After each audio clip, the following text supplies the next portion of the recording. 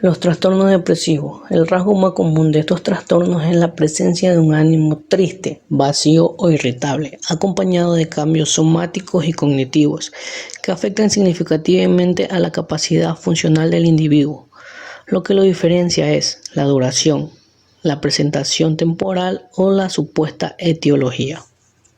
En este grupo encontramos el trastorno de desregularización disruptiva del estado de ánimo, el trastorno depresivo mayor, el trastorno depresivo persistente, el trastorno disfórico premenstrual, el trastorno depresivo debido a sustancia o medicamento, el trastorno depresivo debido a otras afecciones médicas, otros trastornos depresivos especificados y otros trastornos depresivos no especificados.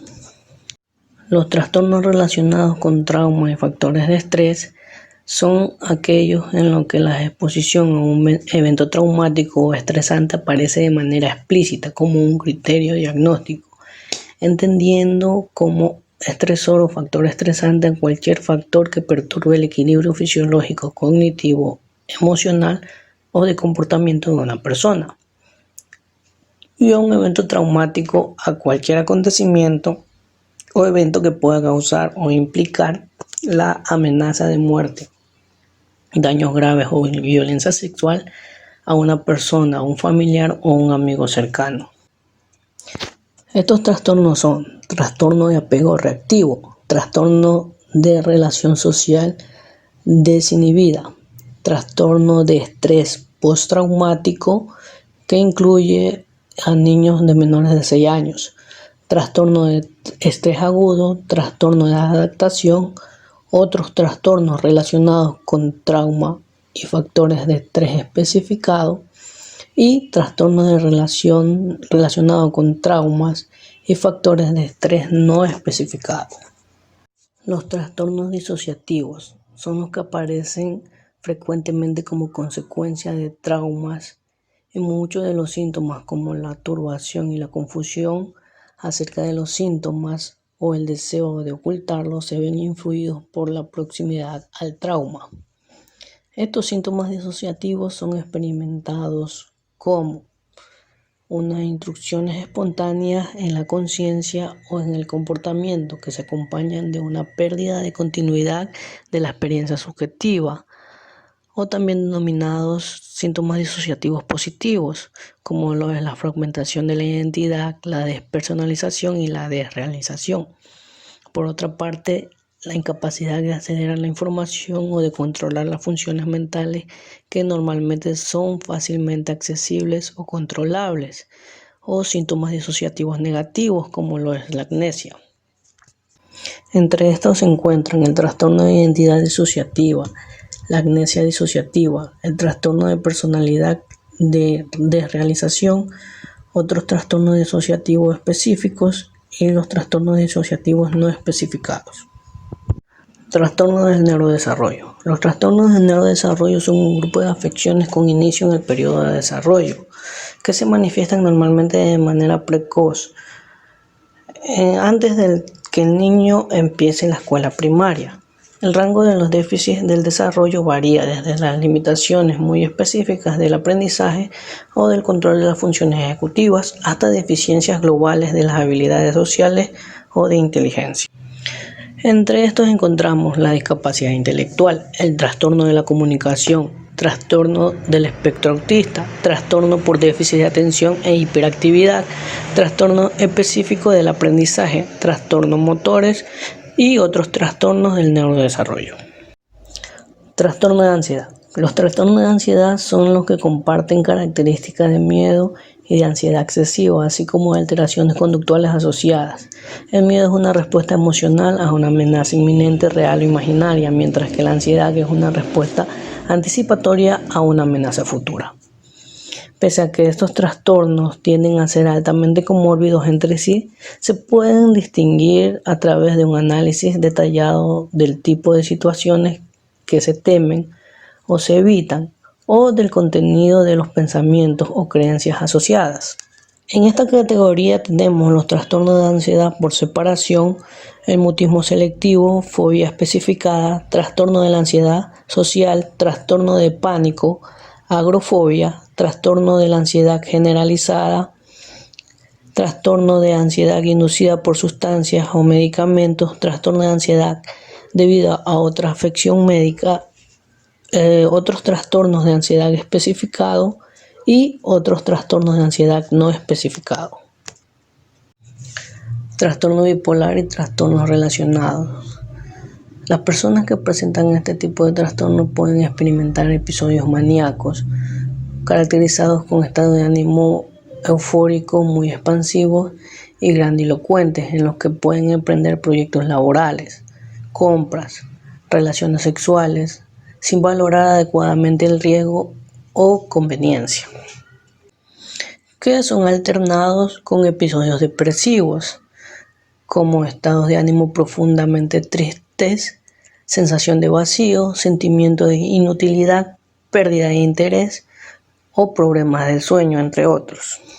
Entre estos trastornos encontramos el trastorno bipolar 1, trastorno bipolar 2, el trastorno ciclotímico, el trastorno bipolar y trastorno relacionado inducido por sustancias o medicamentos, el trastorno bipolar y trastorno relacionado debido a otras afecciones médicas y el trastorno bipolar y trastorno relacionado no específico.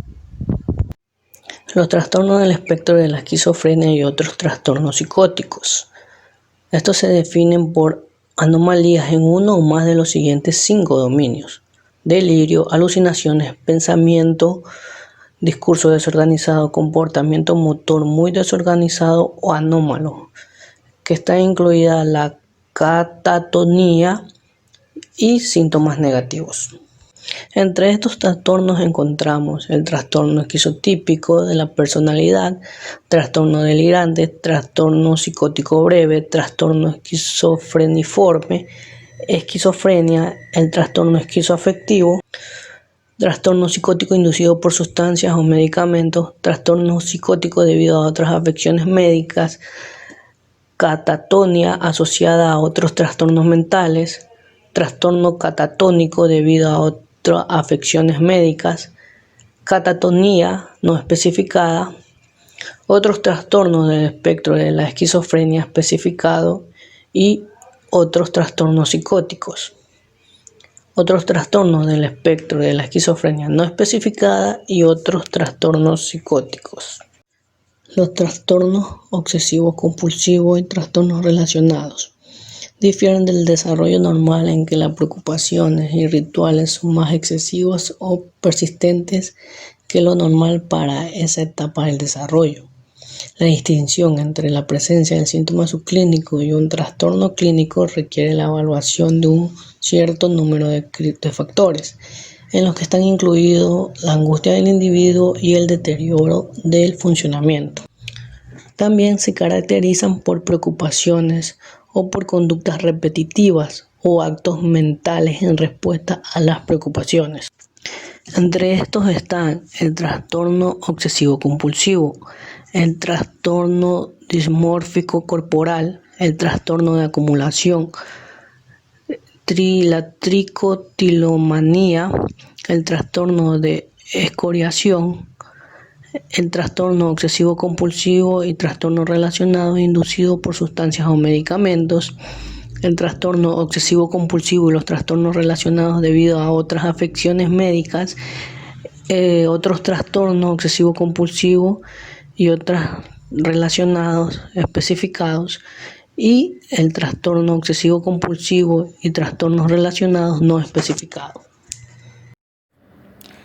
Trastorno de síntomas somáticos se caracteriza por múltiples síntomas físicos persistentes que están asociados con pensamientos, sentimientos y comportamientos excesivos e inadaptados relacionados con esos síntomas.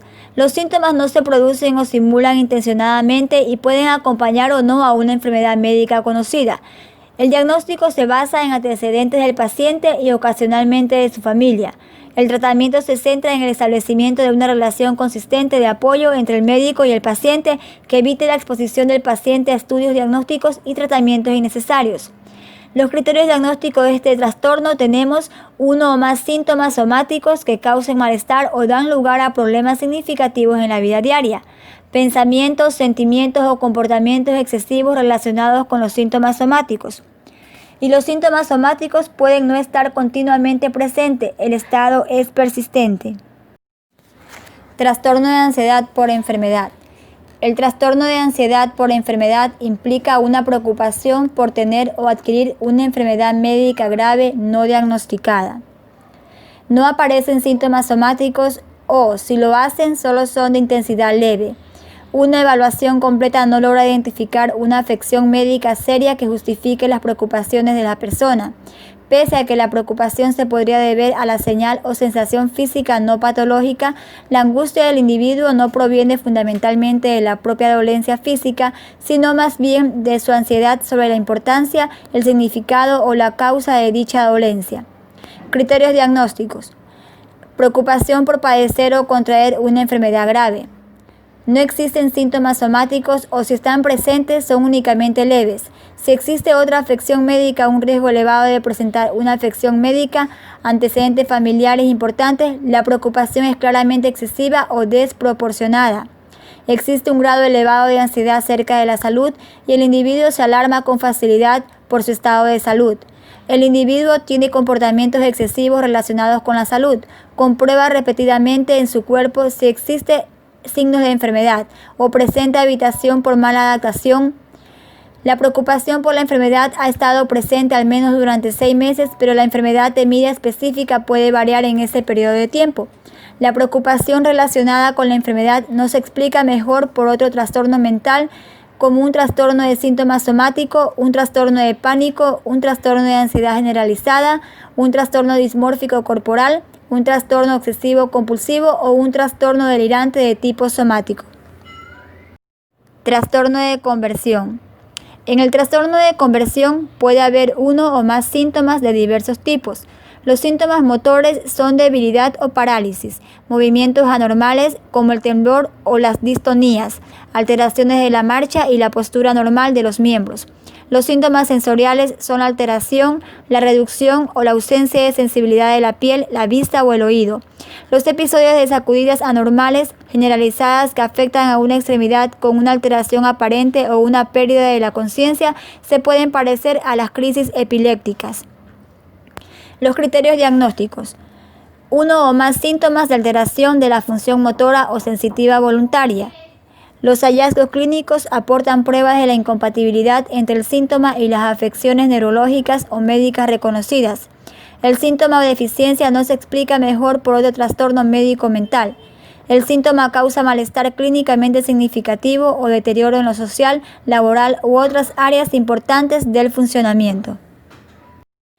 Los trastornos de la conducta alimentaria y de la ingesta de alimentos se caracterizan por una alteración persistente en la alimentación o en el comportamiento relacionado con la alimentación que lleva a una alteración en el consumo o en la absorción de los alimentos y que causa un deterioro significativo de la salud física o del funcionamiento psicosocial.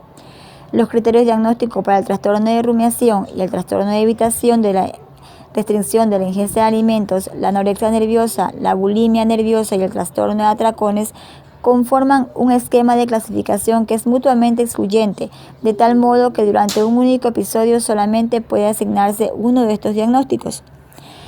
En el PICA tenemos como criterios diagnósticos la ingestión persistente de sustancias no nutritivas y no alimentarias durante un periodo mínimo de un mes. La ingestión de sustancias no nutritivas y no alimentarias es inapropiada al grado de desarrollo del individuo. El comportamiento alimentario no forma parte de una práctica culturalmente aceptada o socialmente normativa. Si el comportamiento alimentario se produce en el contexto de otro trastorno mental o afección médica, es suficientemente grave para justificar la atención clínica adicional. La principal característica de la PICA es la ingestión persistente de sustancias no nutritivas y no alimentarias durante un periodo mínimo de un mes. En el trastorno de rumiación, la característica principal es la regurgitación repetida de alimentos después de alimentarse o comer durante un periodo mínimo de un mes. En el trastorno de evitación, la característica principal es la evitación o restricción de toma de alimentos manifestada por un fracaso clínicamente significativo para obtener las necesidades nutritivas o una ingesta energética insuficiente mediante la ingesta oral de alimentos. La anorexia nerviosa tiene 3 características básicas, que son la restricción de la ingesta energética persistente, el miedo intenso a ganar peso o a engordar, y la alteración de la forma de percibir el peso y la constitución propios. En la bulimia nerviosa hay 3 características principales de la bulimia nerviosa, que son los episodios recurrentes de atracones, los comportamientos compensatorios inapropiados y recurrentes para evitar el aumento de peso y la autoevaluación que se ve influida indebidamente por el peso y la constitución corporal. Para realizar el diagnóstico, los atracones y los comportamientos compensatorios inapropiados deben producirse de promedio al menos una vez a la semana durante 3 meses. En el trastorno de atracones, la característica principal son los episodios recurrentes de atracones que deben producirse de promedio al menos una vez a la semana durante 3 meses. Este trastorno de atracones se produce normalmente en personas de peso normal, sobrepeso y en personas obesas. Trastornos del sueño, vigilia. Los sujetos con estos trastornos presentan típicamente insatisfacción con la calidad, el horario y la cantidad del sueño. El malestar resultante durante el día y el deterioro son rasgos centrales compartidos por todos estos trastornos del sueño, vigilia. Dentro de estos trastornos existen 10 trastornos o grupos de trastornos. Tenemos el trastorno de insomnio, que es aquel que tiene como característica principal la insatisfacción con la cantidad o calidad del sueño, con quejas sobre la dificultad para conciliar o mantener el sueño. En el trastorno de hipersomnia, los sujetos con este trastorno se duermen rápidamente y tienen una buena eficiencia del sueño. Pueden tener dificultad para despertarse por la mañana y a veces parecen confundidos, combativos o atáxicos. En los trastornos de narcolepsia, los rasgos esenciales de la somnolencia en la narcolepsia son las siestas diurnas recurrentes o los lapsus del sueño. La somnolencia aparece característicamente a diario, pero debe ocurrir como mínimo 3 veces por semana durante al menos 3 meses. En los trastornos del sueño relacionados con la respiración, comprenden 3 trastornos relativamente diferentes, que son la apnea e hipopnea obstructiva del sueño, apnea central del sueño e hipoventilación relacionada con el sueño. El apnea e hipopnea obstructiva del sueño es el trastorno relacionado con la respiración más frecuente. Se caracteriza por episodios repetidos de obstrucción de las vías aéreas altas. Trastornos del ritmo circadiano de sueño-vigilia. Los criterios para este trastorno son patrón continuo recurrente de interrupción del sueño, que se debe principalmente a una alteración del sistema circadiano o a un alineamiento defectuoso entre el ritmo circadiano endógeno y la sincronización sueño-vigilia necesarios según el entorno físico del individuo en el horario social o profesional del mismo. La interrupción del sueño produce somnolencia excesiva o insomnio o ambos. La alteración del sueño causa malestar clínicamente significativo o deterioro en lo social, laboral u otras áreas importantes del funcionamiento. El trastorno del despertar del sueño no REM tiene como características asociadas que apoyan al diagnóstico. Los episodios de sonambulismo pueden incluir una amplia variedad de conductas. Los episodios pueden comenzar con confusión. El sujeto puede simplemente sentarse en la cama, mirar alrededor o taparse con la manta o la sábana.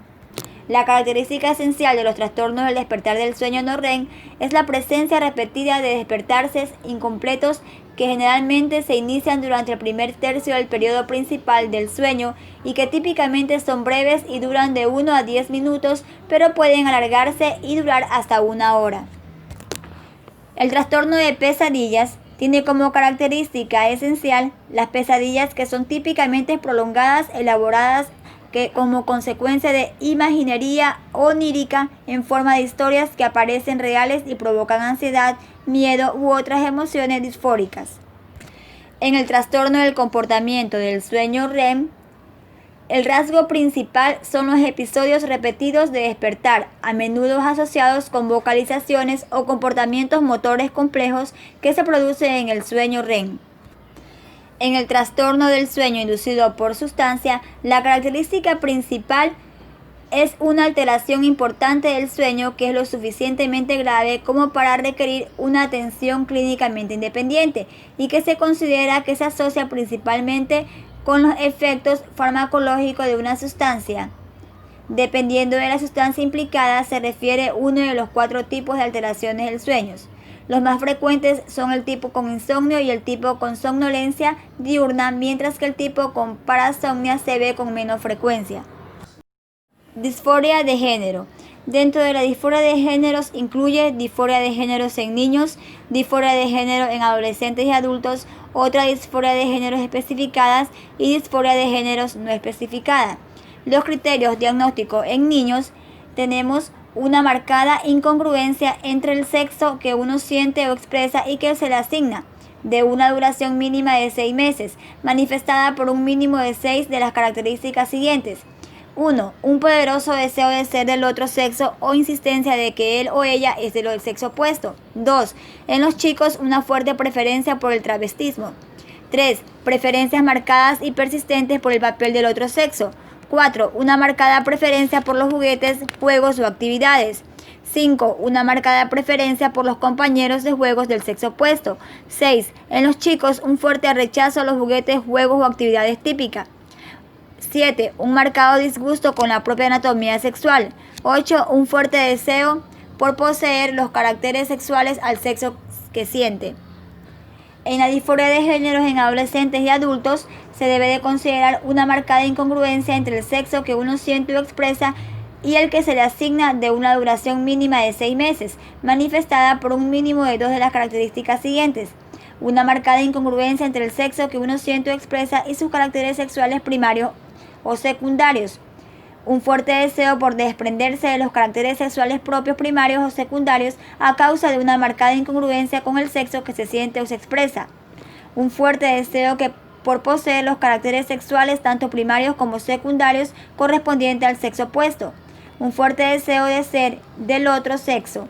Una fuerte convicción de que uno tiene los sentimientos y reacciones típicos del otro sexo. Las disfunciones sexuales son un grupo de trastornos heterogéneos típicamente caracterizados por una alteración clínicamente significativa de la capacidad de la persona para responder sexualmente o para experimentar placer sexual. Un individuo puede tener varias disfunciones sexuales a la vez. En estos casos deben diagnosticarse todas las disfunciones. Dentro de este grupo de disfunciones sexuales tenemos la eyaculación retardada, que tiene como característica principal es el retraso marcado o la incapacidad para alcanzar la eyaculación. El varón refiere dificultad o incapacidad para eyacular a pesar de la presencia de estimulación sexual adecuada y de deseo de eyacular. En el trastorno eréctil, la característica esencial es el fracaso repetido para conseguir o mantener las erecciones durante la actividad sexual en pareja. Se requiere una historia sexual detallada para confirmar que el problema ha estado presente durante un periodo de tiempo significativo y que sucede en la mayoría de las ocasiones de actividad sexual. El trastorno orgásmico femenino se caracteriza por una dificultad para experimentar el orgasmo o una marcada disminución en la intensidad de las sensaciones orgásmicas. Las mujeres muestran una amplia variabilidad en el tipo o intensidad de la estimulación que les produce un orgasmo. En el trastorno del interés, excitación sexual femenino, se consideran los siguientes criterios: interés ausente o reducido o en la actividad sexual, fantasías o pensamientos sexuales o eróticos ausentes o reducidos, inicio reducido o ausente de la actividad sexual y habitualmente no receptiva a los intentos de la pareja por iniciarla, excitación o placer sexual ausente o reducido durante la actividad sexual en casi todas o todas las ocasiones de la actividad sexual en pareja, excitación o placer sexual ausente o reducido en respuesta a cualquier invitación sexual o erótica interna o externa, sensaciones genitales o no genitales ausentes o reducidas durante la actividad sexual en casi todas las ocasiones. En el trastorno del dolor génico pélvico penetración, hace referencia a 4 dimensiones de síntomas que a menudo presentan comorbilidad entre sí. 1 es dificultades para mantener relaciones sexuales. 2. Dolor génico pélvico. 3. Temor al dolor o a la penetración vaginal. 4. Tensión en los músculos del suelo pélvico. puesto que las dificultades importantes en cualquiera de estas dimensiones sintomáticas a menudo resultan suficientes para provocar un malestar clínicamente significativo. El diagnóstico se podría hacer basándose en las dificultades marcadas en una sola de las dimensiones de síntomas. El trastorno de deseo sexual hipoactivo en el varón cumple los siguientes criterios: fantasías o pensamientos sexuales o eróticos y deseo de actividad sexual reducidos, ausentes de forma constantes o recurrentes. Los síntomas del criterio A han persistido durante unos 6 meses como mínimo. Los síntomas del criterio A provocan un malestar clínicamente significativo en el individuo. La disfunción sexual no se explica mejor por un trastorno mental no sexual o como consecuencia de una alteración grave de la relación u otros factores estresantes significativos, y no se puede atribuir a los efectos de una sustancia, medicamentos, a otra afección médica. La característica a evaluar de este trastorno es el deseo sexual hipoactivo en el varón. Debe de tenerse en cuenta el contexto interpersonal. Una discrepancia en el deseo en la que el hombre tenga menor deseo de mantener actividad sexual que su pareja no es suficiente para diagnosticar un trastorno de deseo sexual hipoactivo en el varón. Se requiere tanto un deseo de actividad sexual escaso, ausente, como unos pensamientos o fantasías sexuales deficientes, ausentes, para diagnosticar este trastorno. En la eyaculación prematura se debe de considerar que tiene lugar antes o poco tiempo después de la penetración vaginal y se concreta con el tiempo de latencia eyaculatoria, es decir, el tiempo que transcurre antes de la eyaculación, tras la penetración vaginal, estimado para el individuo. En la disfunción sexual inducida por sustancias o medicamentos, la característica fundamental es una alteración de la función sexual que tiene una relación temporal con el inicio, el aumento de la dosis o la retirada de una sustancia, medicamento. Trastorno disruptivo del control de los impulsos y de la conducta incluyen afecciones que se manifiestan con problemas en el autocontrol del comportamiento y las emociones. Dentro de estos trastornos tenemos el trastorno negativista desafiante, el trastorno explosivo intermitente, el trastorno de la conducta, el trastorno de la personalidad antisocial, la pironía, la cleptomanía, otros trastornos disruptivos, y el trastorno del control de los impulsos y de la conducta especificado y no especificado. En los trastornos relacionados con sustancias y trastornos adictivos, estos se dividen en dos grupos: los trastornos por consumo de sustancias. La característica esencial es la asociación de síntomas cognitivos, comportamentales y fisiológicos. También se debe de considerar el rango de gravedad, que es de leve a grave. Y el segundo grupo, que son los trastornos inducidos por sustancias, lo cual incluye la intoxicación, la abstinencia y otros trastornos mentales inducidos por sustancias o medicamentos.